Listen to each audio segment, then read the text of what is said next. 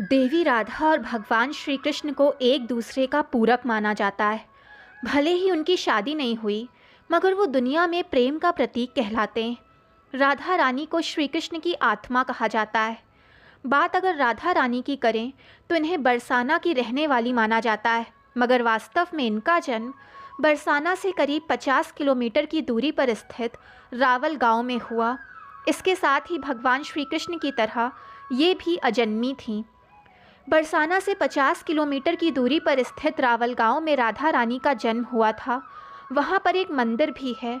मंदिर के बारे में कहा जाता है कि आज से करीब 5000 साल पहले यमुना नदी रावल गांव को छू कर जाती थी। पौराणिक कथा अनुसार उस समय राधा रानी की मां यमुना नदी में स्नान के दौरान आराधना करते हुए पुत्री की कामना करती थीं। पूजा के समय इस पार नदी में कमल का फूल अवतरित हुआ। फूल से सोने की चमक जितना तेज प्रकाश था। उसमें एक छोटी बच्ची अपनी आंखें बंद करके विराजमान थी। उस स्थान पर आज मंदिर का गर्भगृह बना दिया गया है। तब वृषभानु और कीर्ति देवी को पुत्री की प्राप्ति हुई, मगर उस दौरान राधा जी ने अपनी आंखें बंद ही रखीं।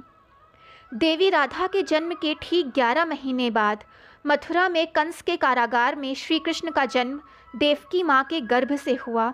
मथुरा रावल से करीब 3 किलोमीटर की दूरी पर है। तब कंस ने बाल रूप श्री कृष्ण को मारने के बहुत प्रयास किए। तब वासुदेव टोकरी में उन्हें बिठाकर रात के समय गोकुल में अपने मित्र नंद के घर पर छोड़ गए। पुत्र रूप में श्री कृष्ण को पाकर नंद बाबा ने कृष्ण जन्मोत्सव धूमधाम से मनाया। उस समय उन्हें बधाई देने के लिए नंदगांव में वृषभान अपनी पत्नी कीर्ति और पुत्री राधा के साथ आए। उस समय राधा रानी अपने घुटने के बल चलकर बाल कृष्ण के पास पहुंची और श्री कृष्ण के पास बैठकर राधा रानी ने अपने नेत्र खोले और उन्होंने अपना पहला दर्शन बाल कृष्ण का ही किया। श्री कृष्ण का जन्म होने के बाद गोकुल में कंस का अत्याचार बढ़ने लगा। ऐसे में लोग परेशान होकर नंद के पास पहुँचे। तब नंद बाबा ने सभी स्थानीय राजाओं को इकट्ठा किया।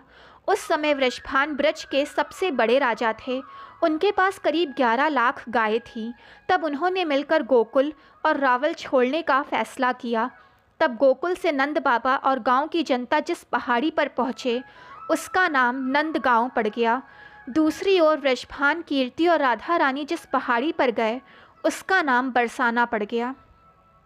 राधा रानी का जन्म स्थान रावल होने पर वहाँ पर राधा रानी का मंदिर स्थापित है।